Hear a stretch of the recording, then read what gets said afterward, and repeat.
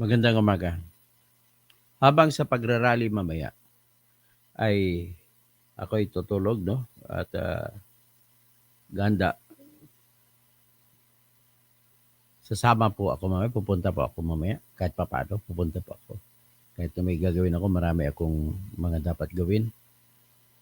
Pero at least, papakita ko na aking support.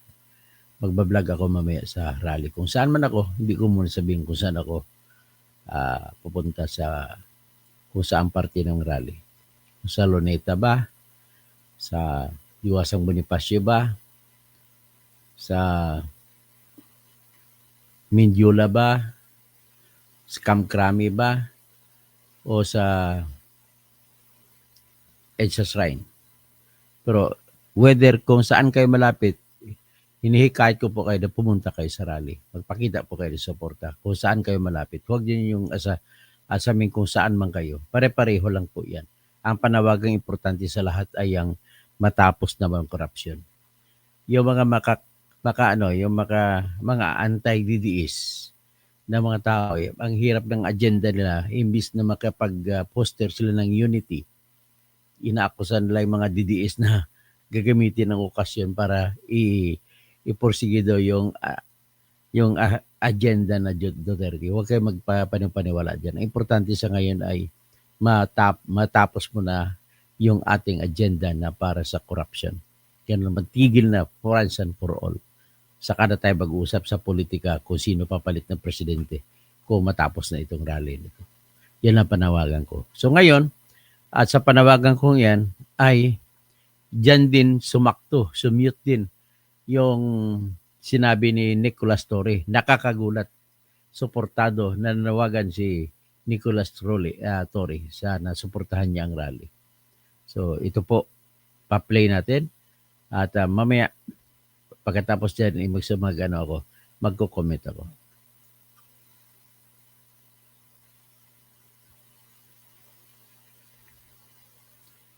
Mapakinggan natin si Nicolas Torre.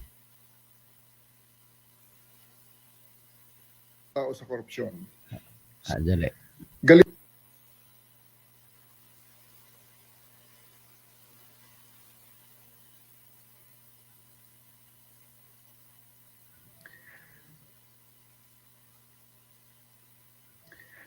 Galit na ang mga tao sa korupsyon.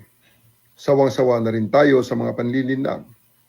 Bukas sa mga rally, ipakita natin ang lakas ng taong bayan at gawin natin itong maingat, responsable at mapayapa. Ating tandaan, ang tunay na pagbabago ay hindi nagsisimula sa karahasan, kundi sa pagkakaisa. Ito po si General Nicolas Torre III, kasama nyo, laban sa korupsyon at pang-aapi. Galit na ang mga tao sa korupsyon.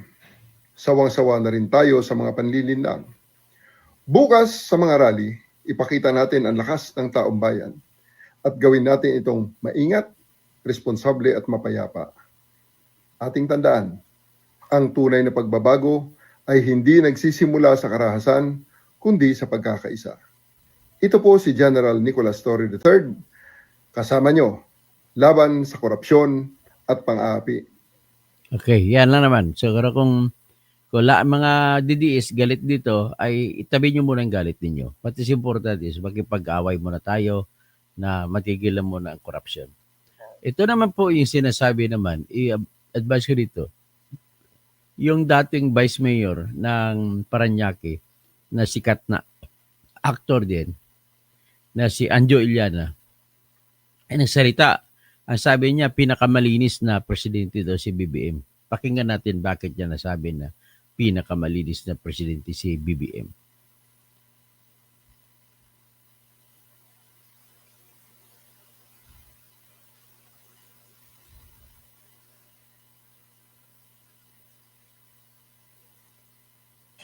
Nakatakas, may mga nakatakas, pero walang namatay. Kaya sayang naman yung birthday wish mo. Sana mamatay lahat ng kurakot. Pero makikita mo yung galit ni Cara David. I'm sure sa buong Pilipinas, yan na rin ang sigaw nila. Ulitin natin. Matay na daw lahat ng kurakot. Hindi nun. Baka magkatotoo. Kaya nananawagan ako kay Miss Cara David. Mm. Sa susunod na birthday mo, iba na lang hingin mo. Wala ni isa namatay. Nakatakas. May mga nakatakas. Pero walang namatay. Kaya sayang naman yung birthday wish mo. Sana mamatay lahat ng kurakot. Oo. Pero makikita mo yung galit ni Cara David. I'm sure sa buong Pilipinas, Tama. yan na rin ang sigaw nila. Oo. Yan na rin ang sentimento nila na Tama. ano ba itong nangyayari sa bansa natin na nagiging kurakot country, di ba? Oo. Tapos yun nga, habang tumatagal, talagang si President PBBM, saludo po ako sa iyo. Ikaw ang pinakamalinis na presidente sa history ng Pilipinas at sa mundo. Yan. Ikaw ang pinakamalinis. Bakit ka mo? Bakit ka mo? Lagi kang naguhugas kamay. Ano may yung commercial na ng safeguard? Oo. Safeguard para- kahit maghapon, malinis pa rin. 99% Oo. germs. Oo, tanggal. Puro ka hugas kamay, Mr. yan. President. Meron ka pang ilang oras na, ilang araw, ilang linggo para baguhin yung style mo. Magsalita ka naman, magpakulong ka. Ayaw talaga eh. Oo. Kaya ba? Parang wala akong kinalaman dyan. Yun ang ginagalit ni Chavit eh. Sinasabi niya, command, responsibility. Sabi niya, pwede ba naman walang alam yung presidente sa mga nakawan? Totoo naman, di ba? Tama. You have all the intelligence Yan, funds. Ikaw lang ang may intelligence funds sa ganyang kalaki. Don't tell me, hindi mo alam kung sino mga nagnanakaw at hindi maganda yung kasi yun, Mr. President. Sasabihin mo, hindi ko alam kung sino. Wala akong pakialam dyan. Oo, Lagi yung sinasabi. Hugas kamay. Panay safeguard. Ilan ang watcher? Thank you, 1,200 viewers. Dami. Kayo ba, sangayon kayo na Ayun, si Anjo Iliana ay talagang lalabas daw talaga, no? At suportahan din natin ang panawagan niya na kung ano pa ba ang kailangan once and for all matapos natin ito kahit isang umaga lang o isang araw o dalawang araw, may pakita natin ang pagkarubdob ng ating laban. Kailangan na huwag na nating ito.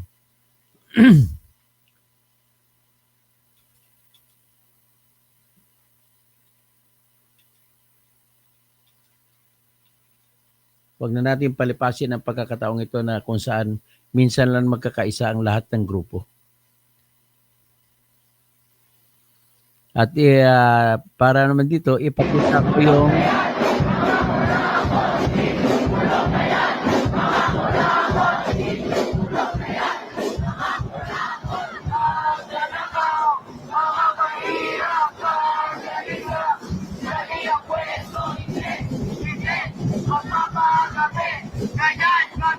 ito po yung rally doon sa isang araw pa sa UP. Ang lahat ng estudyante sa UP ipupunta. Mga estudyante rin sa iba't ibang eskwelahan ay pupunta rin. So tayo pupunta rin. Mga senior citizens dapat din makilahok.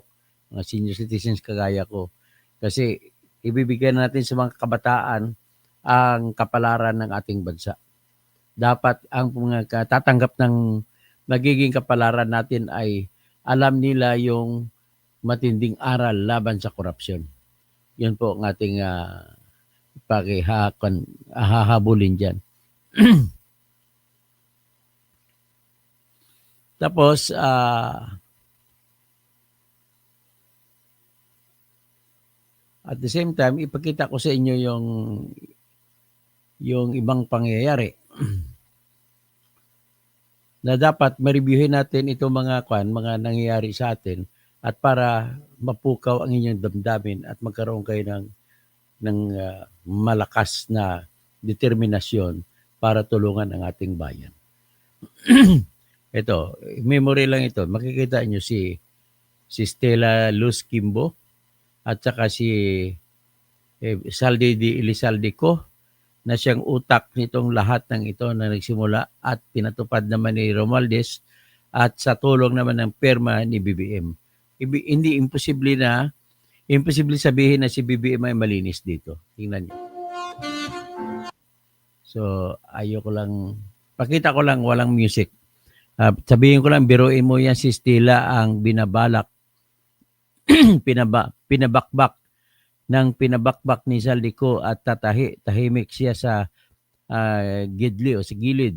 Kunwari, tapos yan pala, siya itong pinakamatindi sa lahat. Ginamit niya lang si Stella at nadamay pa ang boto sa Marikina kaya natalo si Stella Kimbo sa Marikina dahil dito sa isyong ito na kinasangkapan siya ni Saldico. Yan po ang nangyari dyan. Kita naman.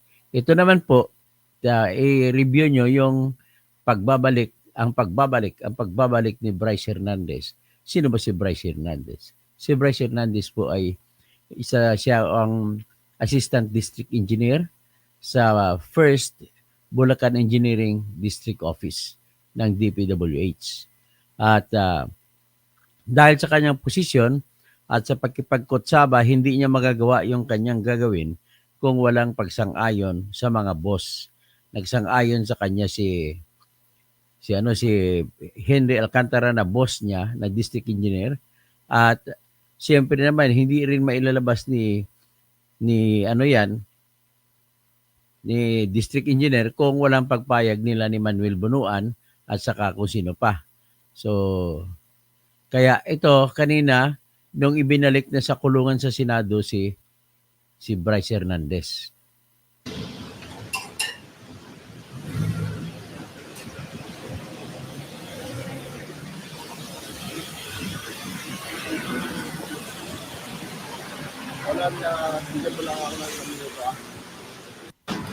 Yan.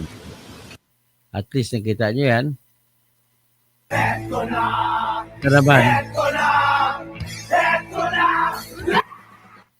Ito naman ang sinasabi naman na tungkol sa Corakot. Sinabi naman ni Mayor Benji Magalong, pag-aari ng gobyerno ito, bakit nilagyan ng bakod? Oh? Biro mo naman, flood control project nilagyan ng bakod. Tanggalin mo yan. Anong klaseng mga mentalidad na anong meron tayo? Mga corrupt talaga. Okay, ito naman. Ano ba? Wala na. So, ito naman, gusto ko makita ninyo si Maine Mendoza. Yung dating Aldob yan, ito. Si Yaya Dob. Ngayon, na siya ngayon? Corrupt Dob. Flood control Dob. Ayun, ang asawa na siya ngayon ni Arjo Atayde. Ayun. Hindi ko lang ipi-play kasi pag i-play ko, ang problema ko pag pinlay ko niyan, sa music, sa sound ay ma-copyright strike ako. Kaya pinakita ko lang yung masyadong stress siya. Tingnan yung mukha niya. Hindi niya makayanan yung mga pangbubuli ng netizens sa kanyang asawa, sa buong pamilyang Atayde. Kaya magiging atado na kayo. So, yun lang ang aking masasabi dyan. Ito naman, tingnan naman natin ito si bagong idol ng bayan, si Kiko Barsaga. Kung paano inatake si Kwan. Kahit na Nepo Baby, inamin niya Nepo Baby siya at saka inamin niya anak siya nanggaling sa family dynasty. Pero pinapakita niya kung paano ang dapat gawin kung ano sa pamahalaan. Ano ba ito? May music ba to? Kasi pag may music ito, matatalo ako. Ayun nga, may music nga. Hindi ako pwede mag-music.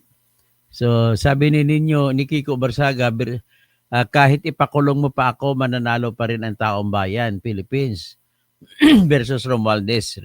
Yan ang sabi ni Kiko Barsaga. So, babuhay ka, Kiko Barsaga. So, sasama ka, nanawagan ako kay Kiko Barsaga na dalhin mo po yung buong Dasmariñas na tropa.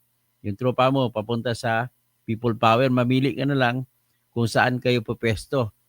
Kung malapit sa Cavite, di siyempre, mga dyan banda sa Kung saan. Baka na meron naman kayo sariling mag-organize lang kayo ng rally ninyo dyan sa Dasmariñas City. Mas maganda pa ganun. Mas marami kayo dyan. Kasi ang mas maganda na mag-organize din yung ang mga taga Iloilo, hiwalay, Cebu, hiwalay, Bacolod, hiwalay, tapos Dumaguete, hiwalay din. Yung lahat ng mga sentro natin, mga lungsod. Tapos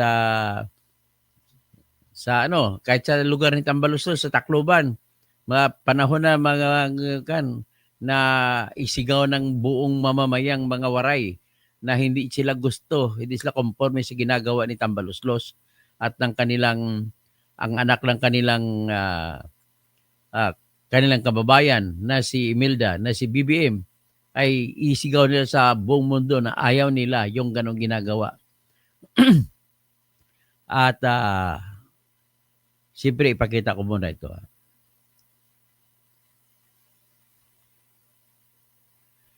Yung ito, ipakita ko muna siguro yung kay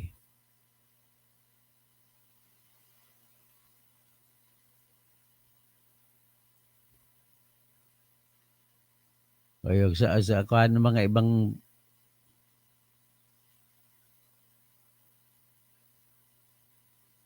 ito muna. Sa gitna ng mainit na investigasyon sa Senado, isang eksena ang nagpagulat sa lahat kung saan ang isang kontraktor ay hindi makapagsalita at nauwi pa sa pag-iyak. Siya si Mark Alan Arevalo, may-ari ng Wawaw Builders, kumpanyang nasangkot sa umano'y bilyon-bilyong ghost projects. Pero bakit nga ba siya biglang natahimik? Takot lang ba siya na madawit ang sarili? O baka naman may mas malalaking pangalan na ayaw niyang mabanggit, mga pangalang kapag isinambit niya ay maaring maglagay sa kanya sa panganib. Pero bago po tayo magsimula, baka pwede pong pakilike ang video ito dahil malaking tulong na po ito sa katulad naming content creator. Sa harap ng Senado, si Mark Alan Arevalo, ang may-ari ng Wawaw Builders, ay naging sentro ng kontrobersya.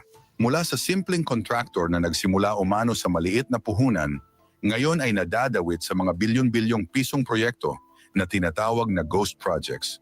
Habang pinipigas siya ng mga tanong ng mga senador, hindi na niya kinaya ang bigat ng lahat. Napayuko na lang siya at sa bandang huli ay napaluha.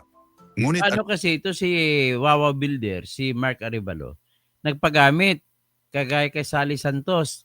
Pinagamit niya ang lisensya niya sa kanila ni Engineer Bryce Hernandez, saka ni Engineer Henry Alcantara, si Engineer JP Mendoza, saka Dumasig. Ngayon, nang ginamit, hindi naman ginawa yung kontrata. Kaya iyak na siya ngayon.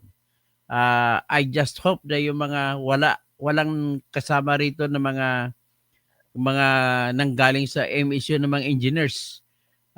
Malaki ang respeto ko sa mga graduate ng mga MSU engineers. Siyempre, doon ako gumraduate.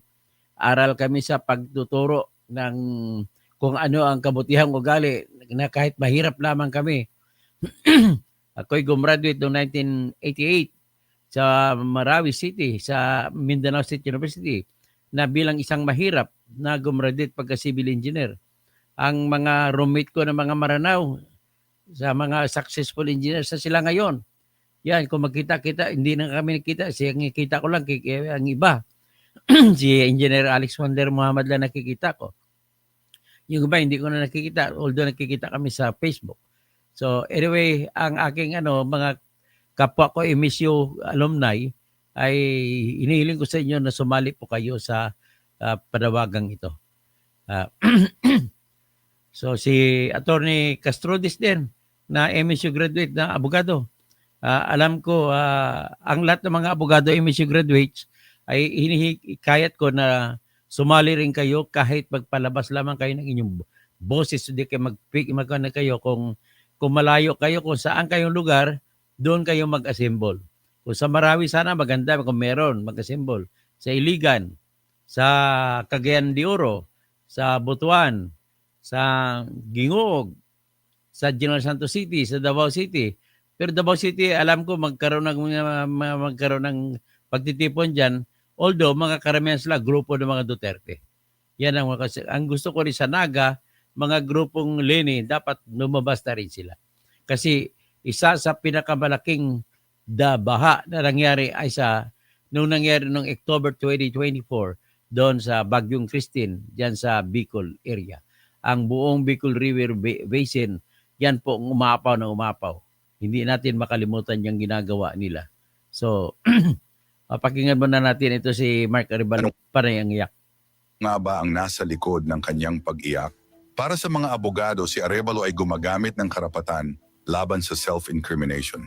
Ibig sabihin, pinili niyang manahimik dahil anumang salita ay maaaring gamitin laban sa kanya sa kasong kriminal. Actually, Subalit tama sa naman ito kung hindi ka sigurado. Kasi kung hindi ka sigurado ng sasabihin mo ay pwedeng gamitin sa kaso laban sa iyo, pwede kang mag-invoke ng I invoke my right against self-incrimination. Ibig sabihin self-incrimination, mismo salita mo ang ang parang umaamin ka na.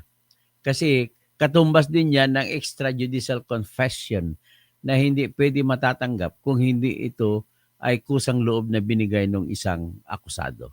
So ngayon, may karapatan ang lahat na magsasabi na I have the right to remain silent.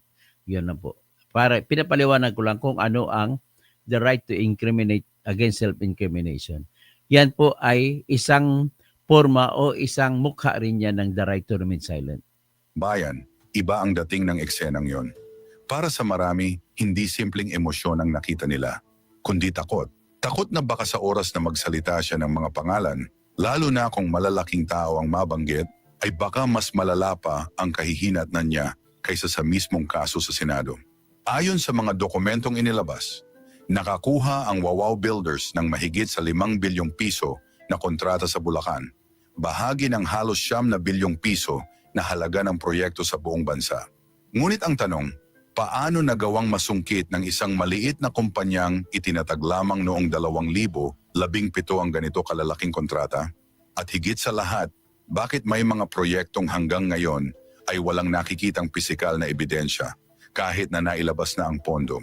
Yung mga proyekto na hindi nailabas, na hindi nagawa, ay yan po yung tinatawag na in-house na project na hiniram lamang ang lisensya ng Wawaw Builders. At ang nagpapagawa sa niyan, sila ni Engineer Bryce Hernandez at saka si Engineer Alcantara at saka kasama si Engineer JP Mendoza. Ang problema sa kanila, bakit hindi nila ginawa? So according naman ito sa mga engineer na mga kurakot na ito, ay sinasabi nila na hindi nila napagawa kasi kulang, kukunti na lang titira at binigay pa nilang 30% na doon kay Jinggoy at saka 30% kay Joel Villanueva. So lumalabas sa aking analysis na ang ginamit nila sa mga ghost projects ay yung pundog na nanggaling sa inisyatibo ni Joel Villanueva at saka inisyatibo ni Jinggoy Estrada. Kaya sa social media, mabilis kumalat ang iba't ibang haka-haka. May mga nagsasabi na kaya hindi makasagot si Arevalo ay dahil ang mismong nagtatanong sa kanya sa Senado ay dawit din sa parehong anomalya. Hindi, takot siya kay Joel kasi si Joel, ang inisyatibo ni Joel yung pera niyan. Di ba? Di ba paring Joel? Ilan ding nag-post na kung sakaling mabanggit niya ang mga tunay na mastermind sa likod ng pagkawala ng pondo, maaaring malagay sa panganib ang kanyang buhay, na hindi malayong may magtangkang itumba siya, lalo na kung tuluyan niyang isiwalat ang lahat ng kanyang mga nalalaman. Ang ganitong pangyayari ay nagdudulot ng matinding kaba dahil kung ito'y totoo, malinaw na may mga makapangyarihang tao na handang gumawa ng marahas na hakbang para protektahan ang kanilang sarili. May mga nagsasabi rin na kaya raw talaga hindi siya makatingin ng diretso at makapagsalita ay dahil sa bigat ng kanyang pagkakasala. Para bang bawat tanong na ibinabato ng mga senador ay isang salitang tumatama diretso sa kanyang konsensya. Ang kanyang katahimikan at luha, para sa ilan, ay hindi tanda ng pagiging inosente, kundi simbolo ng isang taong alam ang lawak ng kasalanan, ngunit piniling manahimik. Sa gitna ng usapin ng ghost projects, mas lalong nainis ang taumbayan nang umapoy ang komento ng mga netizens tungkol sa umano'y marangyang pamumuhay ni Mark Alan Arevalo.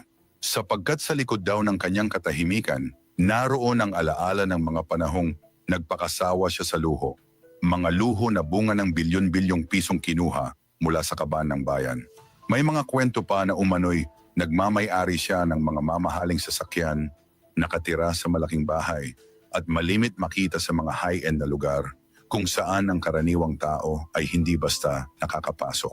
Bagamat wala pang opisyal na dokumentong nagpapatunay sa lahat ng ito, ang perception ng publiko ay malinaw. Kung paano daw dumami ang kanyang yaman ay kabaliktaran ang hirap na naranasan ng mga Pilipino sa araw-araw. Habang ang mga bayan ay nalulubog sa baha, siya naman ay lumalangoy sa pera. Ika nga ng isang netizen sa social media. Isa itong matinding pahayag na kumakatawan sa sentimiento ng marami.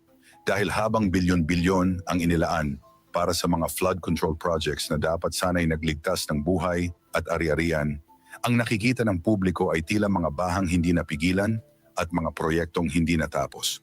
At ang resulta, ang pondo na dapat sana'y nagbigay proteksyon ay napunta sa mga bulsa ng iilan. At dito pumapasok ang mas mabibigat na komento ng mga Filipino, na siya raw mismo ang direktang nakinabang sa salapi ng mamamayan. Ang mga luho na kanyang tinamasa ay hindi simpleng bunga ng pagsusumikap, kundi produkto ng sistemang pinanday ng katiwalian at pakikipagsabuatan.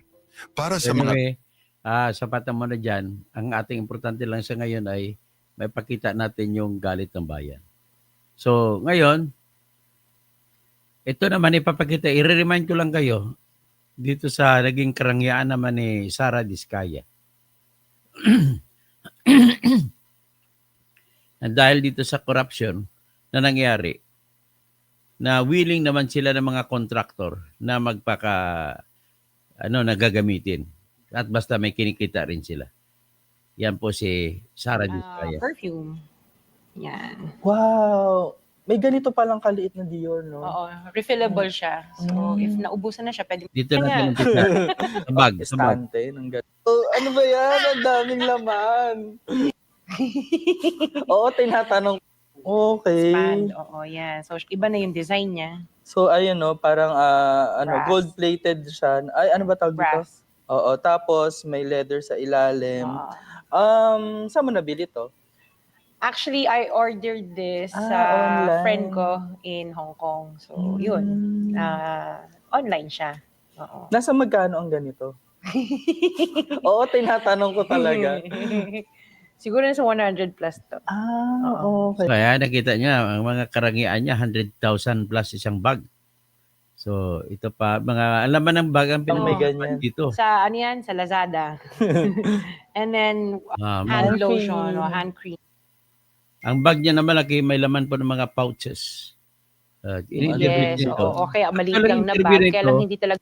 Ay nangyari ito noong panahon na tatakbo siyang pagiging mayor ng Pasig. Kaya nagyabang. Nagyabang muna siya. Toy Kingdom. Oh, lahat yan. Ang Discount BDO. cards lahat. Nakikinabang ano rin yata dun yung mga ano ko. Si Yung Joy. mga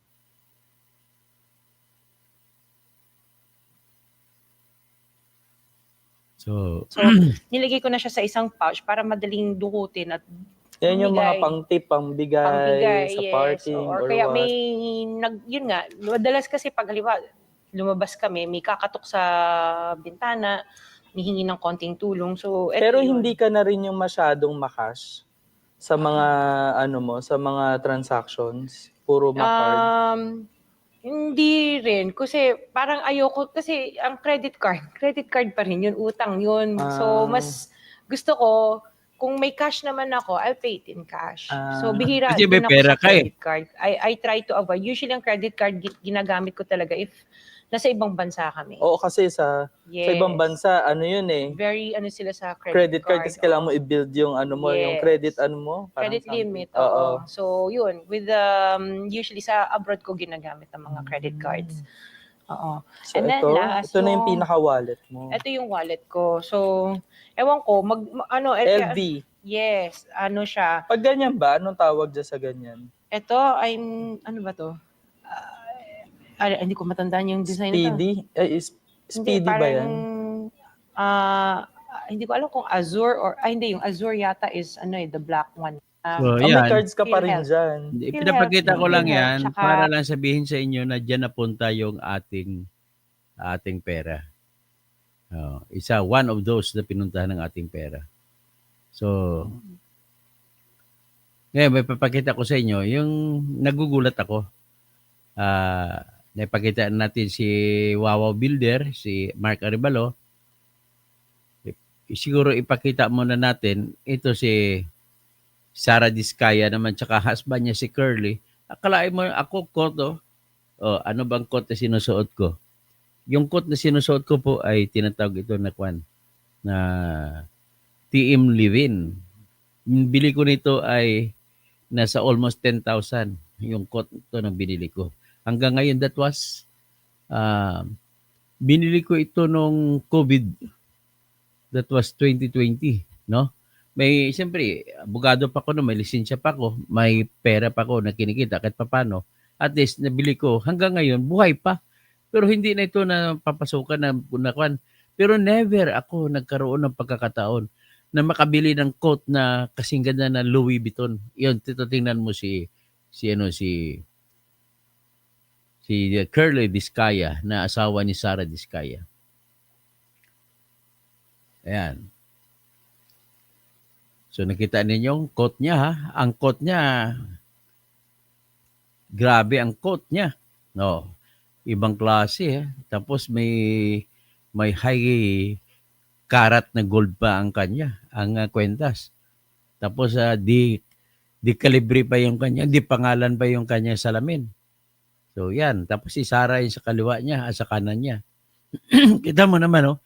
Diyan ka makakita, ang mahal-mahal din sigurado nito na Louis Vuitton na coat. So yan po yung diyan napunta yung pera natin. Okay? So ano na naman ang kasunod naman natin i-picture. Ito naman si Bryce Hernandez na Assistant District Engineer ng Bulacan ay nagsauli pala siya ng kanyang GMC. 3 sasakyan daw isauli niya. Yung isa, sinauli niya kahapon, yun yung GMC. Na sabi nila daw, 12 million daw ang halaga nito. So, tapos may isa sauli pa siya na Ferrari at saka Lamborghini. So, hindi natin alam kung paano yun. So, ito po yun. Pati i-play natin, ha? Yukon Denali SUV is estimated to be worth 12 million pesos. Hernandez is also expected to turn over a Ferrari and a Lamborghini. The vehicles will be placed under the custody of the ICI and will eventually be auctioned. Baguio City Mayor Benjamin Magalong, who is also part of the commission as special advisor, adds Hernandez provided information he has yet to disclose in other forums.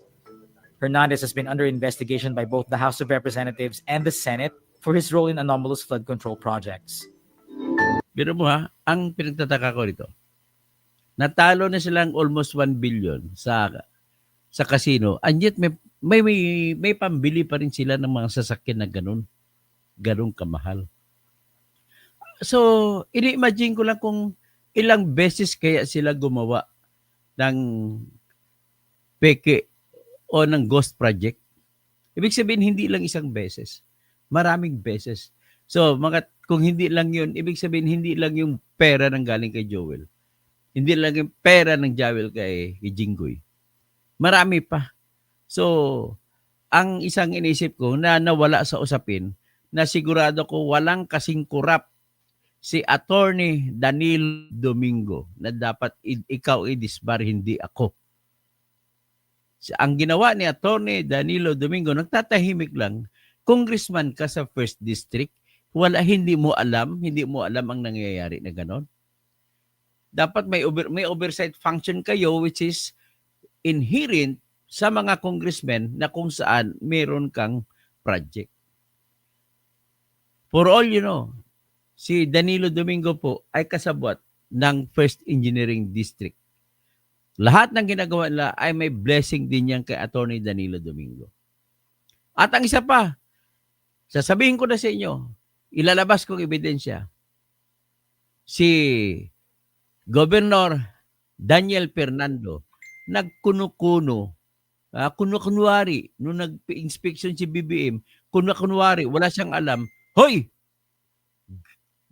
Ina mo, alam mo na lahat yan, may pera ka, binibigyan ka para tumahimik, para huwag kang magreklamo. May share ka dyan. Gobernador Daniel Fernando ng Bulacan. Huwag mo sabihin sa amin na magmamaangan lang kami na dahil gobernador ka, wala kang alam dyan, proyekto ng congressman yan. Imposible na yan. Hindi ba magpapaalam sa iyo? Siyempre, mangingilag din sa iyo si Attorney Danilo Domingo na siyang congressman ngayon sa 1st District ng Bulacan. Kaya sa totoo lang, sa lahat ng congressman ngayon na district congressman, ihiwalay mo si Romualdez, ihiwalay mo si Bojiga Bidi, ihiwalay mo dyan si Saldico.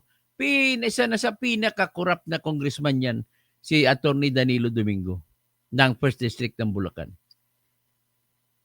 Ano na lang parang binibigyan mo, pinapasama mo lalo tuloy ang pamilya, pangalan sa Dugong Domingo. Kasi nakakaran lamang, nagtago naman to si General Domingo na PDEA, hindi, ng Police Drug Enforcement PNPDEG na na-involve doon sa WPD building na natagpuan ng mga almost ang nakahalaga doon 6.7 tons, 6.7 tons na shabu sa WPD building lending WPD lending building diyan sa Tondo, Manila. So dapat ibakon yung mga apelidong Domingo. Kasi ilang Domingo na nakikita ko. Ang Domingo lang na alam ko na mabait yung araw na lang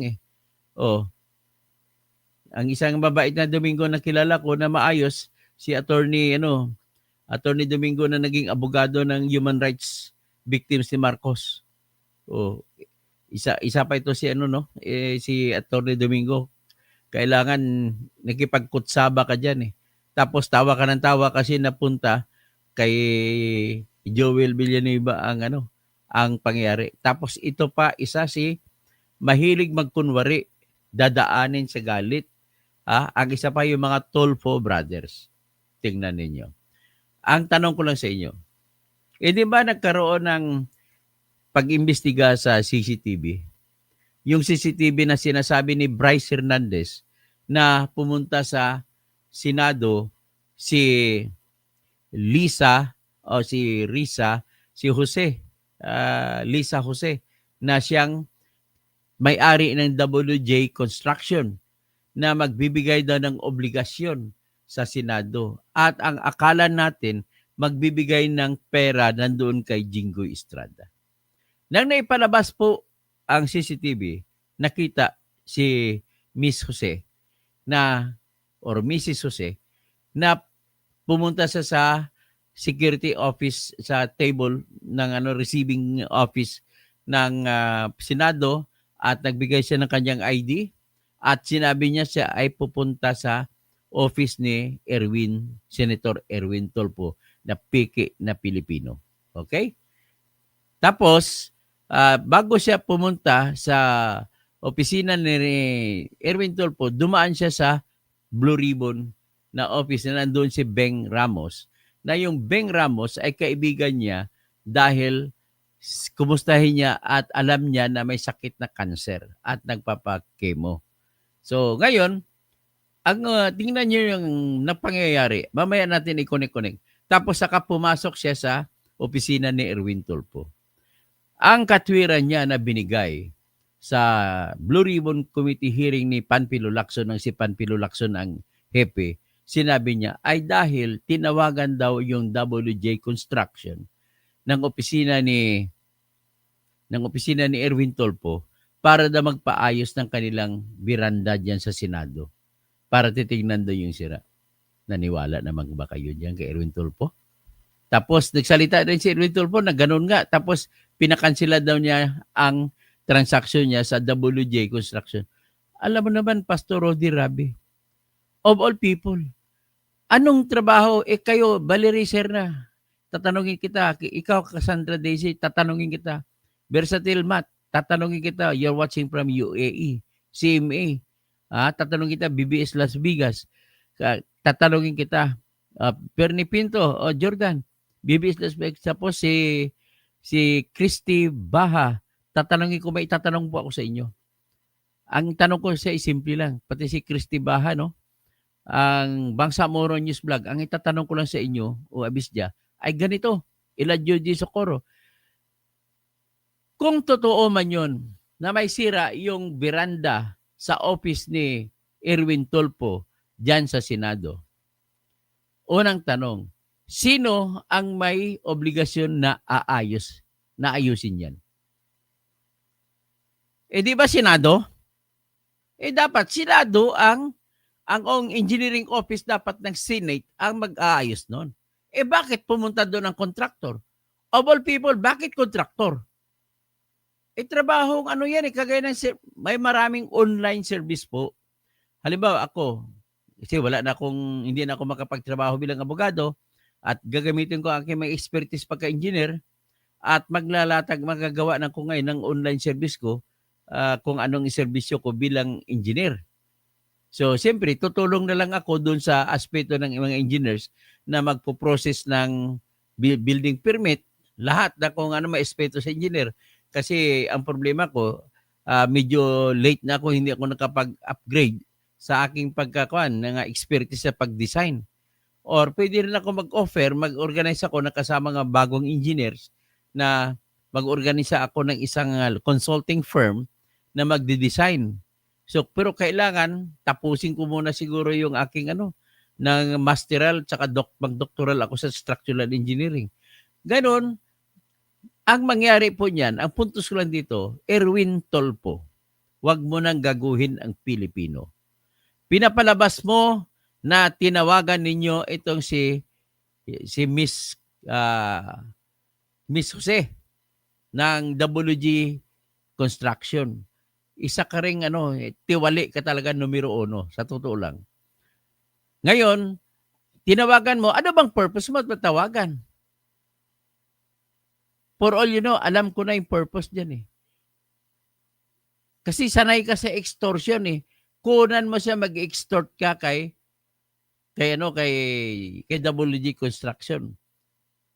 Oh. Ngayon, kung ano man ang dahilan, siguro may hawak kang bala laban doon sa, alam mo kasi ang istorya sa kanila ni Bryce. Alam ko naman kung sinong tao, Erwin Tulfo, ang nagbibigay sa iyo ng mga litrato kagaya nung nakita si Engineer Alcantara sa litrato.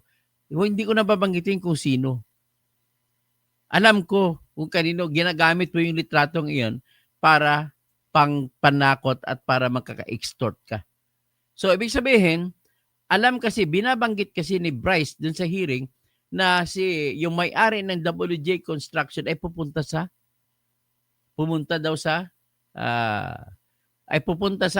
Senado. Kaya nung pumunta siya noong August 19, nagkaroon din ng at ang pinuntahan pala si Erwin Tulfo, hindi si Jinggoy. Ang inisip ng tao kay Jinggoy pupunta. Anong ibig sabihin nun? Erwin, huwag mo na kaming guguyuin, bibilugin ng mga Pilipino na ikaw ay magpapaayos lamang ng iyong beranda. Una, obligasyon ng engineering department ng Senado ang pag-aayos ng mga beranda kahit anong sira dyan sa opisina ninyo. Hindi kayo otorisado na kukuha ng private na mga contractors. Ganun na ho kasimple niyan. Tapos, papatingnan mo, anong klase? Tapos sabihin mo na kinull-off mo na raw, nabisto ka na. Alam na namin, alam na this. Ikaw talaga, tiwali ka talaga, Erwin Tulfo. O ito pa si Kwan, titingnan natin si akala natin titirahin kay Jinggoy. For all you know, gusto niya kikilan si Jinggoy.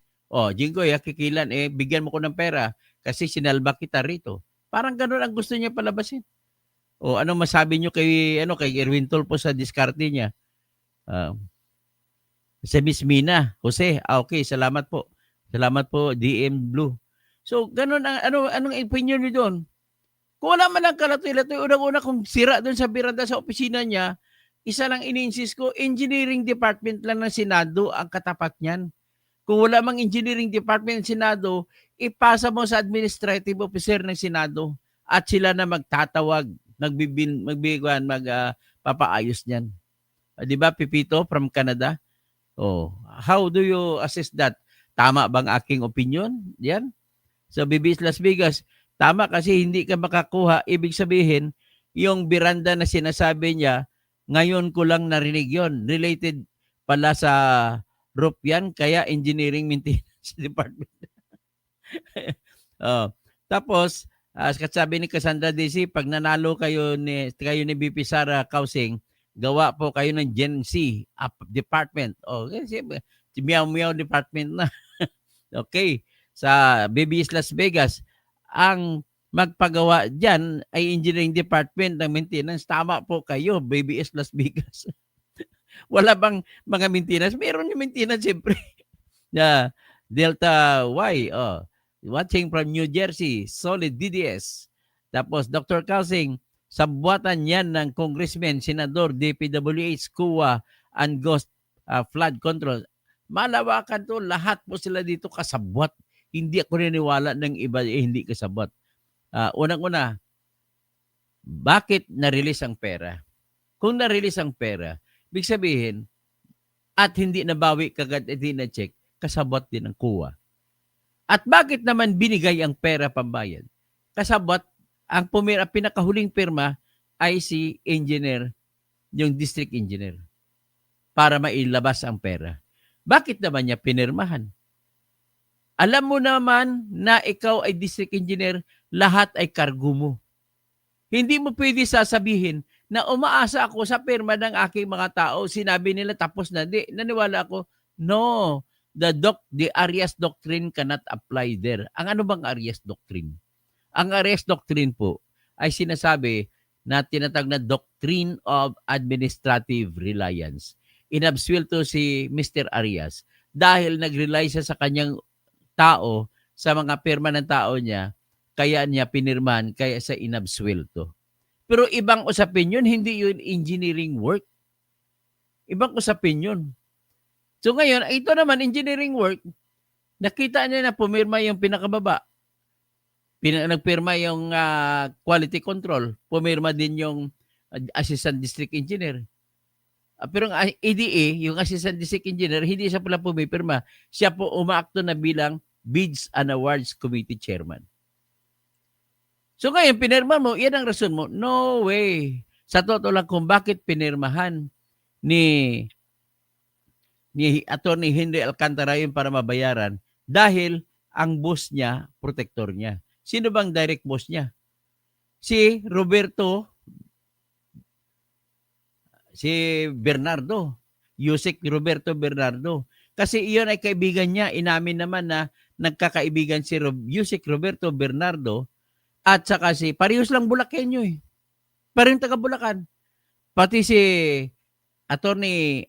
Engineer Henry Alcantara ay magkababayan. Magkasama na sila doon sa Manila City Hall nung sa panahon ni Erap na mayor. At sila si Undersecretary Roberto Bernardo ay city engineer ng Manila City Hall noong panahon na yon. Pagkatapos sinipa ni DPWH Secretary Babes Singson, ito si Engineer Roberto Bernardo ay pumasok muna sa Manila City bilang city engineer. So, iyan ang relasyon. So, because of that, gamit bit-bit naman ni Roberto Bernardo ang kanyang pagiging Yusek, binulungan si Bunuan. Kaya ginawa ng Assistant Regional Director ng DPWH sa Region 4A, ito si Engineer Alcantara. At saka, ito na, i-reveal ko na po ngayon. Kakasuhan mo lang ako, Engineer Bryce. Kakasuhan mo lang ako, Engineer Alcantara. Kasuhan mo ako, Manuel Bunuan. Kung hindi totoo ito. Kaya po in-appoint sa sunod ko na lang i-ikon yan, isiwalat. Kung anong dahilan kung bakit in-appoint si Henry Alcantara. So anyway, kinikwento ko lang yan sapagkat po gusto kong malaman ninyo na kung ano alat ang connection overall. So ngayon, kung mabayaran na, sino ngayon ang unang mag-imbestiga? Ang audit, ang CUA. So ngayon, ibig sabihin, may blessing na rin ng kuwa kung bakit matapang ito.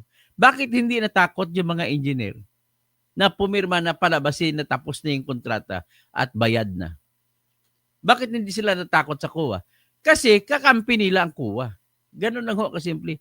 Ang kuwa kasi natin kuwa lang ng kuwa eh. Kaya wala tayong magagawa sa ginagawa nila.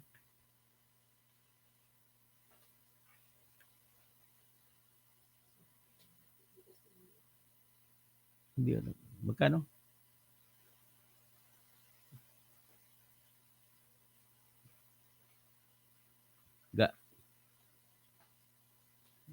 Ga. Para ipabended na lang yung gigas. So, yan po ang pangyayari na bakit ang tapang. So, ibig sabihin, kung paano ma-solve itong problemang ito, dapat, sino bang ipapakulong natin? Dapat ba tayo magtatanggap ng mga tinatawag na state witness, contractor? Sino-sino mga involved? Contractor. Involved din ang lahat sa District Engineering Office, pati sa Regional Engineering Office, pati sa abot yan hanggang Office of the Secretary.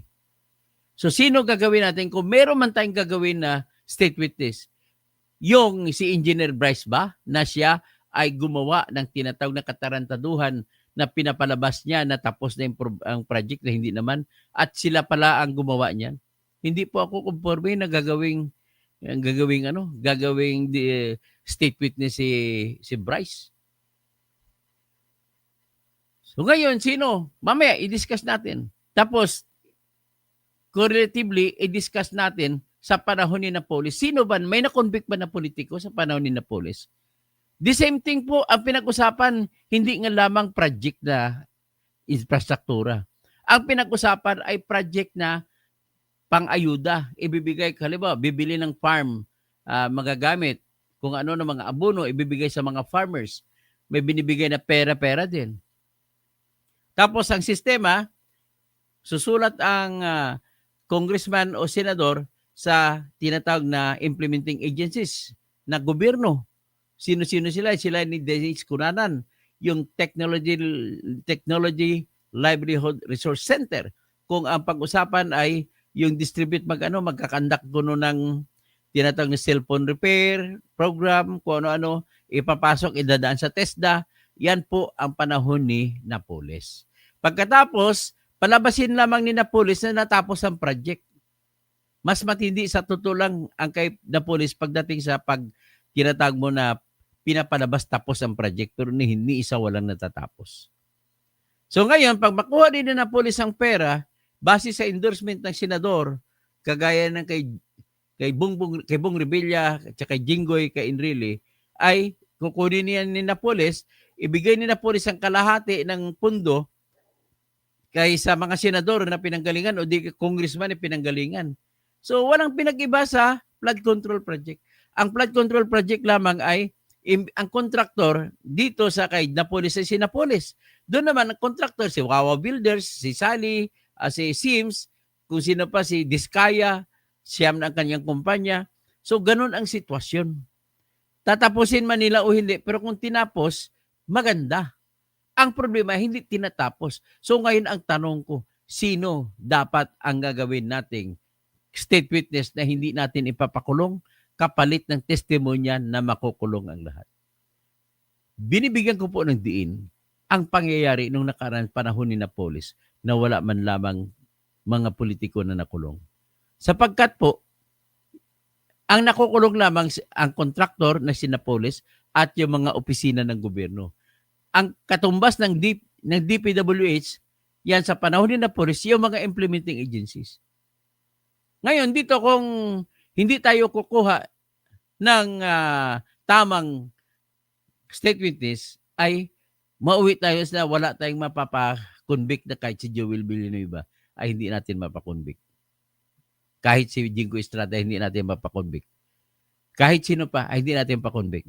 So, ibig sabihin, kung mamili tayo kung sino ang gagawing state witness, doon tayo mamili sa kung ano ang kailangan na ebidensya. So, bago dyan, ipagpatuloy natin ngayon. Total, tapos yung na-explain, titingnan naman natin itong isang tulpo na napasyadong pagkunwari, napakasinungaling. Tingnan natin si Tulfo, Rapi Tulfo. Si Rapi Tulfo po, naalala niyo si QM Builders na kung saan hindi sumagot na maayos kay Marcoleta. Sinabihan si Marcoleta, sumagot ka na maayos na may martilyo ako rito. Naalala niyo yun? Si Engineer Alan Kirante. Yung Engineer Kirante na QM Builders. Akalain mo ba naman na kinasal yung anak ni Engineer QM Builders ay si Rapi Tulfo pa at saka asawa niya si Jocelyn Tulfo ang ninong-ninang? O ipakita, papanoorin natin itong yung pelikulang ito. Hiram ko lang sa sa Kaalam PH.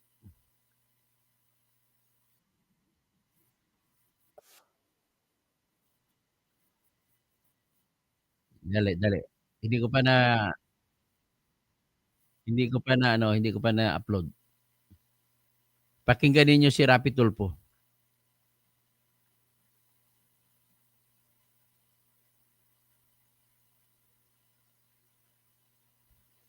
The longest time.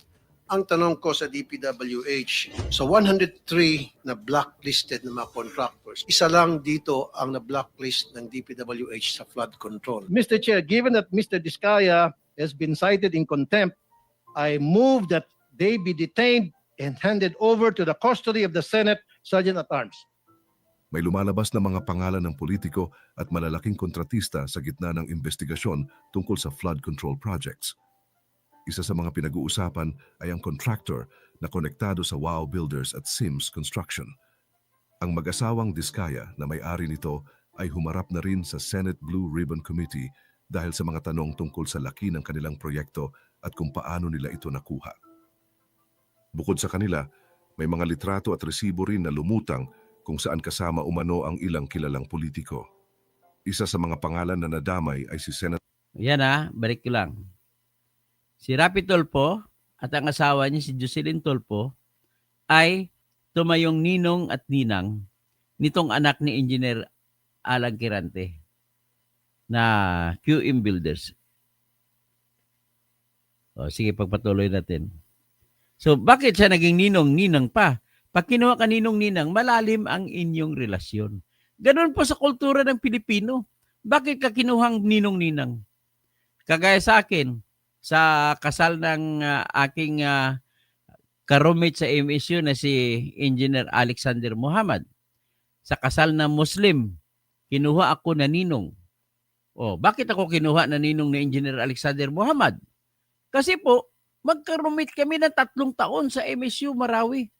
Ganon kami ka-close. Ngayon ang tanong ko, bakit kinuha na ninong si Rapi Tulfo at kanyang asawa na si Jocelyn Tulfo, pang-4 na asawa ito, ng may-ari ng QM Builders sa Dr. Engineer Alan Kirante. Kirante ba yun? Sadali. Sige, mamaya. Basta si Engineer Alan, yung QM Builders, at ang kanyang anak ay ikinasal. Kinuha niya na ninong at ninang si paring Rapi Tulfo. Pagkunwari talaga itong mga Tulfo na to. Isa sa mga pangalan na nadamay ay si Senator Rafi Tulfo. Kilala siya bilang matapang na boses sa Senado at madalas nagtutulak ng investigasyon laban sa katiwalian. Pero ngayon, may mga dokumento at larawan na nag-uugnay sa kanya sa isang malaking contractor. Kung ang isang senador na palaging nananawagan ng transparency ay nakikita kasama ng mga kontratistang iniimbestigahan, anong ibig sabihin nito? Totoo bang may kinalaman siya? Yan si engineer na gusto mamartilyuhin ni Rodante Marcoleta. Ha? Ay, nako. Tulfo, Rapi. Masyado kang tikalon kung sa Ilonggo pa. Grabe. Kunwari ka pa. Pakuno-kuno ka pa. Sabi ng mga Ilonggo. May atay kay si Rapi Tulfo. Sabi ng Maranao. O parte lang ito ng normal na pakikisalamuha bilang opisyal ng gobyerno? Pero bago po ang lahat, baka pwedeng pa-like ang video na ito. Dahil sa mga naunang report, Sinabi ni Pangulito ang Wow Builders at Sims Construction na pag-aari ng mag-asawang Diskaya kuha ang mga kontrata at kung bakit napakalaki ng halagang nakalaan sa Importante dyan, pinakita ko lang sa inyo na si Rapi Tulfo ay kumpare nung isa sa top 15 na contractor na kumana sa flood control project. So ngayon, ano ang gagawin natin nito? So dito na ngayon tayo magtatanong. Analisahin natin. Nakita natin nag-aalok na magiging state witness yung mga mag-asawang Diskaya. Sila sa papel ang may pinakamaraming kontrata. Anong ibig sabihin naman nun, sila po ang maraming nakausap na politiko. Kasi lahat naman ng mga kontrata na yan ay hindi ka makakakuha kung hindi mo kausap ang politiko, ang congressman. Congressman! At kung may senador man, bihira lang ang senador. At congressman o senador na nagpalabas ng proyekto na yan, na pumasok ng proyekto. Bago mo aayusin ang district engineer, dumaan ka muna kay senator o di kay congressman. So in other words, kapag ang si Diskaya ang tatanggapin na state witness, ano ang ating makukuha? Anong mapapala ng bayan? Malaki po. Kung ako tanungin mo, masakit man, pero kung isauli lang naman niya lahat na kwentahin kung ano lahat na nakaw, isauli, itira lang sa kanya yung mga lehitimong kontrata, ay payag ako. Bakit? Tanging kontraktor lamang po ang makakakilala sa mga senador at mga congressmen. Tanging sila lamang po ang may tinatawag na personal na kaalaman kung sino ang kausap nila. Yan po ang ating mapapala. Sakasakali ang kukunin natin. Ang gusto kong kukunin yung contractor na nakakilala ang pinakamarami. At kung ako naman tanungin mo, lahat ng contractor alokin na natin na magiging state witness. Isauli lamang, kwentahin ko ng isasauli na dapat isauli. Hindi na sila ikulong kapalit ng ituro nila sino mga politiko. Bakit? Sa politiko po nanggagaling itong lahat ng nakawang ito.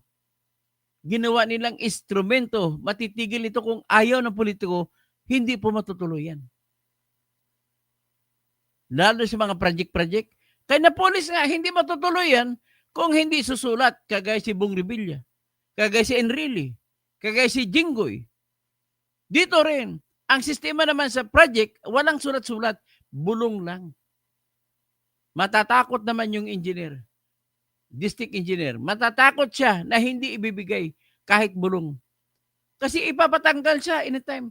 So, number one recommendation of mine to the unsolicited recommendation to the Independent Commission for Infrastructure. You recommend that all engineers in the field be considered as regular employees. Huwag na yun, tama na yun, tigil na yun, sobra-sobra na yung sistema na kukunin nyo contractual lamang ang mga engineers. Hindi, dapat gawin nyo ng may security tenure. Kaya hindi po sila makaayaw sapagkat wala silang security tenure. Tatanggalin po sila kagad kung ayaw na pumirma. Kung pinapapirma sila, tapos na yung kontrata na yan, pirman mo. Di kayo sabihin, 50% na yung tapos, pakipirma naman. Pero totoo, natatapos, 20% lang. Kaya bigyan nyo muna ng seguridad ang lahat ng engineer. Yan ang una kong rekomendasyon. Pangalawa, dito sa sistema na to, contractors lahat ang kunin ninyo na state witness. Sila lamang nakakilala kung sinong politiko ang kausap. Huwag na nating ulitin ang panahon ni Napoles na hindi nakukonvict mga politiko. Sapagkat kung ginamit ninyo, kung kinuha ninyo si Napoles na state witness, makukonvict lahat ng mga taong kausap niya, mga politikong kausap niya. Dahil hindi siya state witness, Siyempre, sabihin niya, deny. Ganon din po mangyari yan sa mga, kung gagawin yung akusado, sila ni QM Builders, sila ni Diskaya, sila ni Wawa Builders, sila ni Sims, Isali Santos, lahat po sila gagawin na natin na yung kontraktor na state witness. Sila lamang ang pwede makapagsabi. Huwag nating isama dyan yung kontraktor na sila rin ang congressman. Hindi pwede yan. Kasi ang gusto ko dito, mangyayari, pag pinakulong na ang lahat ng politiko, ang laki na ng takot nila niyan na ipapatuloy yung sistema. Yan ang nakikita ko dyan. I think, kasi comment kayo kung agree kayo sa aking rekomendasyon. Kasi kung ako ang magdidesisyon sa paano patakbuhin ang kaso, sa aking pinakamatalinong advice bilang isang eksperto na trial lawyer, yan po ang pinakamaganda. At rekomendasyon ko, panghuli, ay huwag na huwag kunin na state witness yung mga engineer na kasabwat. Sila ni, actually, main actor yan, sila ni Engineer Bryce Hernandez, si Engineer Alcantara.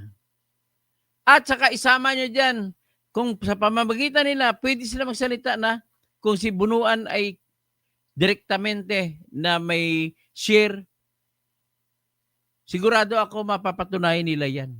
Ang hindi lang nila mapatunayan ay kung sinong congressman at kung sino ang mga senador na involved. Kita mo ang nangyari kay Bryce?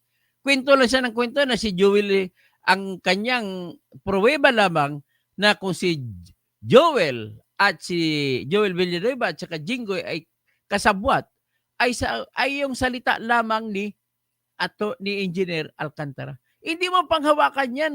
Hindi mo pwede maikonsidera niya proof beyond reasonable doubt. Only proof beyond reasonable doubt can hold to convict. Pag gano'n, hindi natin makonvict si Joel. Hindi natin makonvict si Jinggoy. Lalo pa sa ngayon na hindi nagsasalita hindi nagsasalita si Engineer Alcantara. Deny to death. Mas maganda dyan, yung kontraktor mismo. Kasi ang kontraktor, ginagawa po sila na ang district engineer, bihira lang yan nagbibigay sa politiko. Ang kontraktor, ang kausap niya ay politiko. Yan po ang sistema ng corruption sa ating project sa DPWH. So, ang kontraktor ang dapat bigyan ng protection, immunity, at gawin siyang state witness kasi siya lang po ang may personal na alam kung ano nangyayari sa usapan niya at saka sa politiko na involved na may-ari ng pundo. Oh. Sana marinig ako ni Panfilo Lacson. Sana marinig ako ni Mayor Magalong. Marinig sana ako ni Justice Andres Reyes na dati kong professor sa pamantasan ng lungsod ng Maynila. Professor ko siya sa Criminal Law Procedure. Sana marinig din ito ni Gabriel Babes Singson. Yan po ang aking panukala na para once and for all matapos na itong korupsyon kasi sa mga politiko lamang po nagsimula ang lahat ng korupsyon. Ang mga politiko natin, titira na titira yan. May pananakot pa yan. Pero kung ang mga opisyal sa bayan natin ay kung protektado sila na hindi matatanggal kahit ano pang bira ng mga politiko, yung district engineer ay hindi matatanggal kahit ipapatanggal pa ng politiko. Yan po ang simula. Ganon din po mangyari sa BARM, sa mahal kong BARM kasi doon po ako sinilang sa area ng Cotabato. Kaya yan po, ini-echo, kinakanta ko ulit ang kanta ng asin. Ako'y isinilang sa isang bayan ng Cotabato. Kasing gulo ng tao, kasing gulo ng mundo. Dahil di magkakasundo sa relihiyon at prinsipyo. So ngayon, makakasundo na kami ngayon. Lahat ng mga Muslims dyan sa BARM, alam na nila ang kalaban ay korupsyon. Hindi nila kalaban ang Kristiyano. Ang kalaban nila ay korupsyon.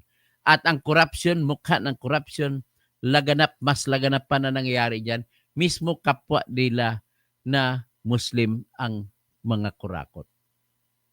Kung anong litrato sa buong Pilipinas, ay ganoon din ang litrato dyan sa BARM area. Dahil dyan, hinihikayat ko lahat, magkani-kanya na kayo punta, bahala kayo kung saan kayo pupunta na grupo. The same thing, the effect is still the same. Ay panawagan na para matigil na ang korupsyon. At ang gusto ko mangyari, para makonvict ang lahat ng mga politiko, senador man, mayor man, gobernador man, o congressman, dapat hinihingi ko gawin na, ialok na ang tinatawag na immunity from suit sa lahat ng mga kontraktor, kapalit ng pagbalik. At siyempre pa, kung ako na maging presidente, gagawin ko ng jury system ito. Kung saan ang mga tao na mismo ang magdidesisyon, hindi po yung mga judge. At kung tao magdesisyon, ano ang prinsipyo sa likod niyan? Bakit tao? Kasi po ang prinsipyo diyan, ang ating pamahalaan po ay tinayo ng tao. Nung itinayo ng tao sa pamamagitan ng pagpasa ng sa atin na sistema, pagpasa ng konstitusyon. At bumuto-buto ang lahat ng mga tao, majority ang sabi, i-adapt natin ang 1987 na konstitusyon.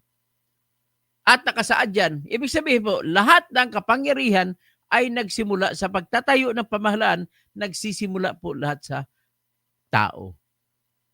Sa grupo ng tao. So ngayon, pag nagsimula sa kanila, ibig sabihin, lahat ng klaseng kapangyarihan ay nagsimula sa kanila. Ano po yung kapangyarihan na yun?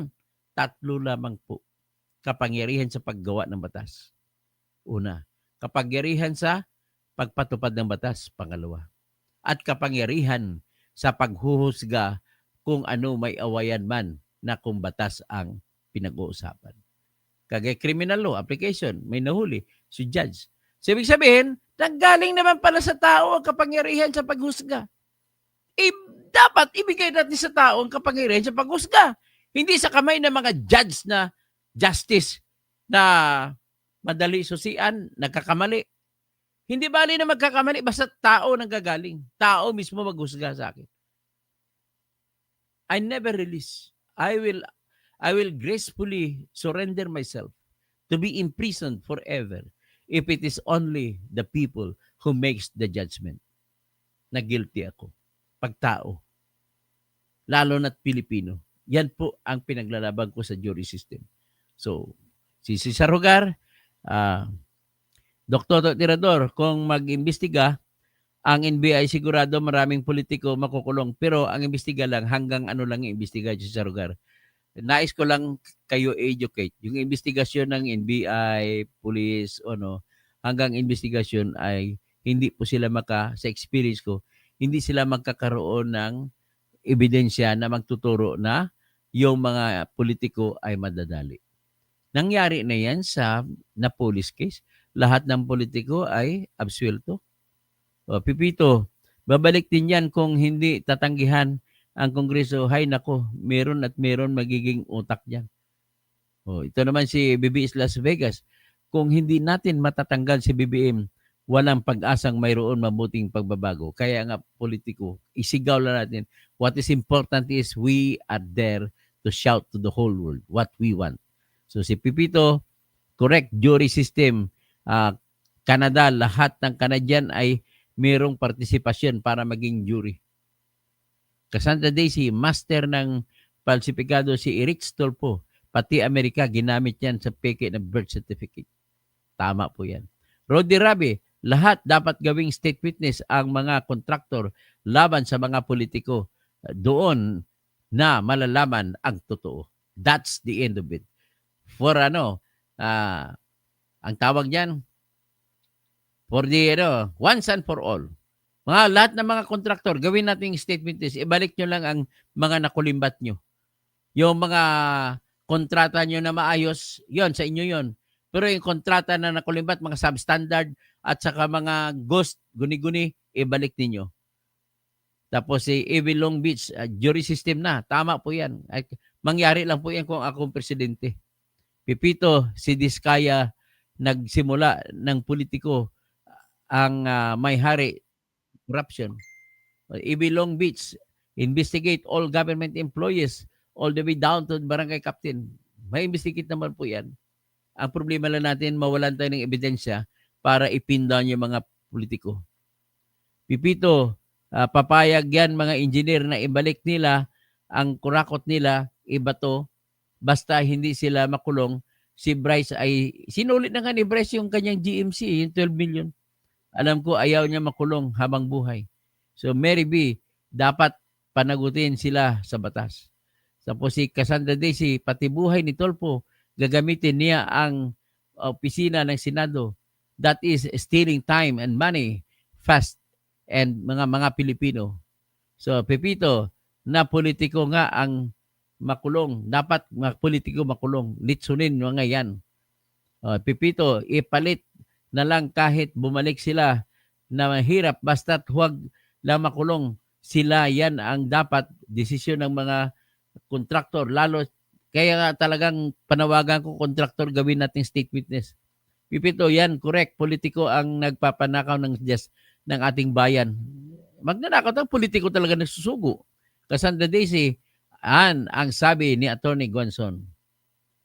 Cassandra Daisy, kunwari, natalo, pero ang casino ginagamit ng money laundering, hugasan ng pera. Nakatanggap halimbawa sila sa, yung nabalitaan ko, si Ramon Bong Revilla, tumanggap ng pera, doon siya nakipag-usap sa casino. Hindi ko alam kung totoo, pero ang nagsabi sa akin ay mapagkatiwalaan. Na ibibigay ang kanyang share, kasi kanya manggaling, tatanggapin ni Bong Revilla at ibili lahat ng chips. At maglaro, kunwari, magpatalo, kunwari, 3 milyon. Tapos, babalik siya ipa-cash ang chips niya na 50 million, i-cash niya. O, pwede niya na ipasok sa bangko ngayon kasi galing sa casino. Ganun po ang sistema nila. Nilinis nila ang pera marumi. So, tama ka, napatalo 100 million lang sa isang gabi, pero ang 400 million napalitan ng chips. Tama po kayan. BBS Las Vegas, gulpi di gulat lang yan mga tulpo. Nagtatago nga noon si Erwin noong inalipusta niya si Secretary Bautista sa DSWD dahil natunugan niyang babanatan siya ng mga pulis. Tapos fire, ang ganda ng Pilipinas. Tapos naging ganyan lang dahil sa mga ganid na pera. BBS Las Vegas, Putya related din naman yan si Rapi Tulfo, mga walang mapagkatiwalaan sa mga ito. Duterte lang ang pag-asa natin talaga. Pipito, ayoko kung magmura pero pudpud na kamay ko, baka linins ng mga tao sa banyo. Hay nako, nanakawin lang tax. Kaya nga tawag ng Ilocano, ang partas, di ba mabilis sa Ilocano? Nga partax. Biglang, ang bilis na wala ng tax. Sabi ng Ilocano, partax. Oh. Pipito, si Bunuan ang nagkukuha ng syndicate platform. O tama na, ko, sa sunod i-vlog ko si Bunuan. Si Fire, galit na galit ang mga disente dahil sa pagmumura ni PRRD. Ano ngayon ang mas okay? Ang mga disente na magnanakaw. Pipito, baka taka ba kung presidente si Vice, kung presidente Vice muna, huwag low profile ka pa, ayusin mo muna, disbar ka toto. Hindi na kailangan magiging maayos ang disbar basta magtatakbo ka sa eleksyon. Tapos BBS Las Vegas, bakit hindi nila sila mag-usap ni Erwin kung sa Miranda ang purpose niyang pumunta? Quincy, si Amina Pangandaman, natanggal yan during PRRD's time. Incorporate na buko ni Kong Andaya na siya ang naglagay ng insertions. Ganun ba? Pag-usapan natin si Amina Pangandaman sa sunod. Renato Serra, tama Doc, dito sa building sa New York City, pag may sira sa building, sa apartment namin, tatawag kami sa supervisor ng building. Tapos siya ang tatawag ng private contractor kung hindi kaya ng management ng building. Tapos, Pipito, si Po at Saldi, Tambaluslos, ang hari ng nakawan. Kuno, walang alam, BBM, ngadba, lilitsunin na yan.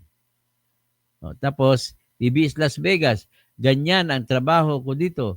Kapag mayroong sira ang building, repair, maintenance, ako dito sa amin, kaya hindi naman sakop ni Erwin yan. So fire will be happy when we wake. Kunda Alim, kapag kapupulong, sir, nagpapa-use ka na, malaki ka bayaran, sir Toto, bawayan. Ay, Jack Maawatan, di ko maintindihan sinasabi mo. Zia Katubag, Doc Toto, mag-line up ka kay BP Sara kahit senator muna. Tapos Pipito, yes. Tapos BBS Las Vegas, tama kasi hindi ko nakukuha. Ibig sabihin, yung biranda na sinasabi niya ngayon ko lang narinig yan. Related pala sa roof. Yan kaya engineering maintenance department yan. So DM Blue, WJ Construction, Miss Mena, Jose, okay, salamat po. Kunda Alim, Sir Toto, ayan, Tambaluso, Sir Toto. Tapos si Pipito, watching from Canada.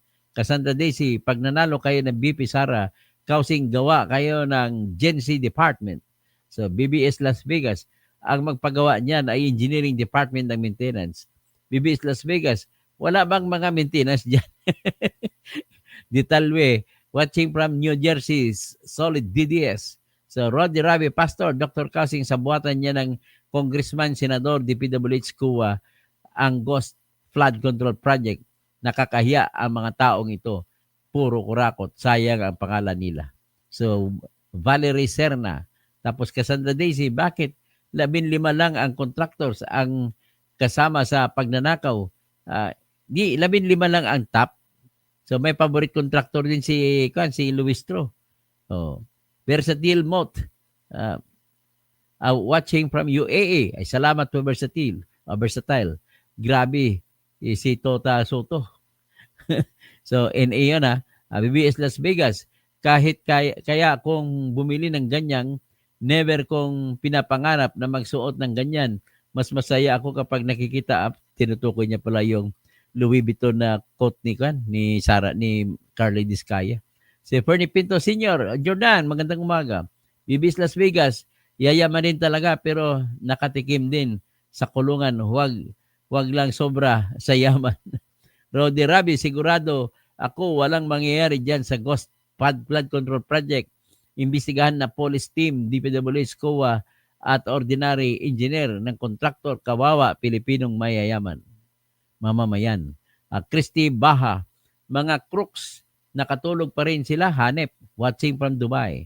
Roddy Rabi, Pastor, Christy Baha, good morning, Dr. Toto. Sana ito na ang last na people power o dapat sana mangyari na yan. So, Bangsamoro News Vlog, Mapia Kapipita, Pagari, Mapia Pakapita Mambu, bago sa mga pakat, akan, sa mga Maguindanao area.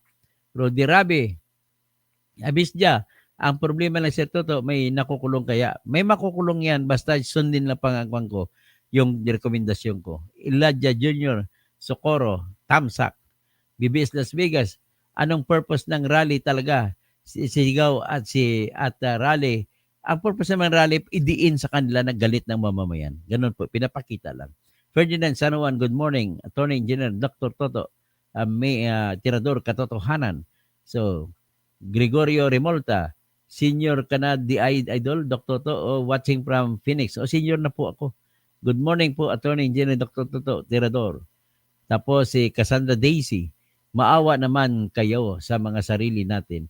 Walang disenteng sweldo, pero ang mga congressmen, mabuaya, puro wagyu, sticks, at lobsters ang kinakain. Sali-sali. Oo, hugas kamay ang bangag na ito. Zia Katuba, good morning. Idol Toto. Tapos Angelito Fajardo, pinakabugok at useless na presidente. Cassandra Dizzy, labas tayong lahat bukas. Oh, magsuot na tayo ng itim. Okay. So, labas tayo lahat. Katoto, with your respect, tikalon yan si Torre. Pumapapil na naman. Hayaan mo na siya, at least tumutulong siya. BBS Las Vegas, ilang grupo yung saan naman sasama si Torre dyan. Hindi natin alam, baka sasama siya sa grupo ng pulis. Ariel Israel, no to corruption, Marcos resign, free, Tatay Digong, Duterte, movement, magkaisa pa tayo. Tapos, ito, sa baba, para matawag ko kayo lahat, si Pipito, jury system, correct.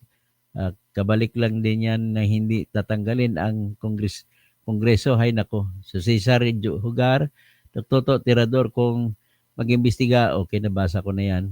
Si D, Doc Toto, nakakatawa sinabi ni Tito Soto na mas matindi daw ang korupsyon sa infra projects. Grabe naman si Tito Soto kung magsalita. Wala siyang basihan. So, kahalata siya na diskarte niya para kay Romualdez sa kay Bongbong Marcos. Tapos sa Cassandra Daisy, jury system ang sagot ng lahat. AB Long Beach, lahat ng nakatikim ng nakaw na yan dapat parusahan din. BBS Las Vegas, ang daming natalo sa casino kaya hindi na nila kayang ibalik. Diyos Aquino, agreed attorney, diyan sa gusto mo bilang witness. Totoo, salute you. Pipito, ngawa, ako kakainis ng banyo at naglinis ang tae. O yun. Anyway, malinis ka pa rin kay tae lang, at least nalinis mo. BBS Las Vegas, napakamarangal na trabaho po yan, Pipito. Magkape ka, Toto. Sige, salamat po sa iyong pakape. BBS Las Vegas. Eduardo Vesas, Atty. Toto, ikaw, kabubuto ko, basta kumandidato ka, opo. Queen Strawberry, tama yung opinion mo, Katoto, sa mga contractors gawing state witness. Eduardo Vesas, ipakulong mo, Atty. Toto, ang ikaw ay makapwesto ka. Tapos, Doc Toto, nakakatawa sinabi ni Tito Soto na mas matindi daw korupsyon. Ay, hindi totoo yan. Jorem, naimbang bigat mo, Kabsat Toto. Okay, naimbang bigat mo, Kabsat Jorem. DJ, sino ba ang Senate President nung time ni Duterte? Di ba si Tito Soto? Oo. Tito Soto nga, tama ka. Sino ba ang Senate President? Yun. Tito Soto, magandang umaga. Hanggang dito lang muna tayo.